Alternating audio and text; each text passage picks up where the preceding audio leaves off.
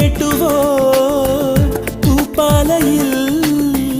രാപ്പാടി പാടും പ്രേമരാവിൻ ചിന്തുകൾ